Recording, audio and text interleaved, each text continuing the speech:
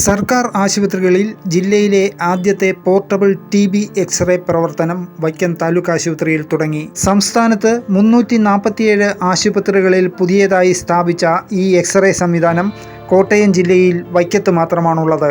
വീടുകളിൽ കൊണ്ടുപോയി TB x-ray പരിശോധന നടത്താൻ കഴിയുമെന്നതാണ് ഈ എക്സ്റേ യൂണിറ്റിന്റെ പ്രത്യേകത.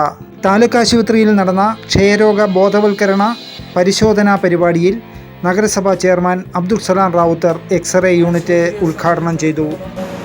ഒരുപാട് സംവിധാനങ്ങൾ ഇപ്പോൾ ഈ ആശുപത്രിയിൽ നിലവിലുണ്ട്. പലർക്കും അത് അറിയില്ല. ഇപ്പോൾ മാമോ യൂണിറ്റ് ഒരെണ്ണം ഇരിക്കുക, അതിൻ്റെ പ്രയോജനം എത്രമാത്രം ഉണ്ട് എന്ന് പലർക്കും അറിയില്ല. 43% ക്ഷയരോഗവും കണ്ടെത്തുന്നത് എക്സ്റേ പരിശോധനയിലൂടെയാണ്. 2.5 കിലോ മാത്രം ഭാരമുള്ള ഈ എക്സ്റേ സംവിധാനത്തിൽ മിഷൻ ഡിറ്റക്ടറും വഴി ലാപ്ടോപ്പിൽ എക്സ്റേ ദൃശ്യമാകും.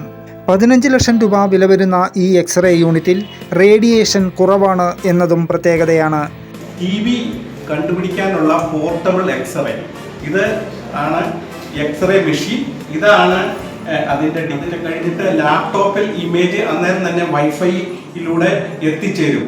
അപ്പോൾ ഇത് 2 കിലോയിൽ താഴെ മാത്രമുള്ള കൊറിയൻ നിർമ്മിതമായ 34 ലക്ഷത്തോളം വിലയുള്ള മെഷീനാണ്.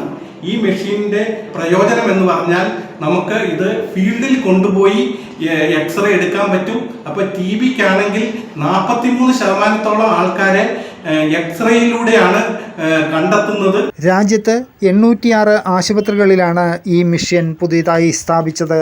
സർക്കാരും ആരോഗ്യവകുപ്പും ചേർന്ന് നടത്തുന്ന 100 ദിന കർമ്മ പദ്ധതിയുടെ ഭാഗമായി ക്ഷയരോഗമുക്ത നഗരസഭ ലക്ഷ്യമിട്ടാണ് വൈക്കത്ത് എക്സ്റേ യൂണിറ്റ് സജീവമാക്കുന്നത്.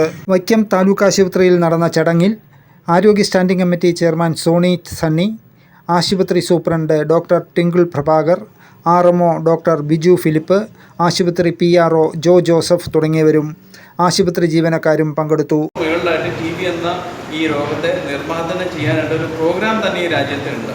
എങ്കിൽ പോലും TB എലിമിനേഷൻ അല്ലെങ്കിൽ ഇതിൻ്റെ നിർമ്മാർജ്ജനം സാധ്യമാണെങ്കിൽ ഇതിനൊരു പല കാലുകളുള്ള ഒരു ബിൽഡിംഗ് പോലെയാണ് ഇതിനെ സങ്കല്പിക്കുന്നത്. അപ്പോൾ അതിൻ്റെ അകത്ത് ഏറ്റവും പ്രാധാന്യമുള്ള ഒരു പില്ലർ അല്ലെങ്കിൽ ഒരു കാലം എന്ന് പറയുന്നത് ഇതിനെ നേരത്തെ കണ്ടുപിടിക്കുക. ന്യൂസ് ടീം വൈക്കം വാർത്ത.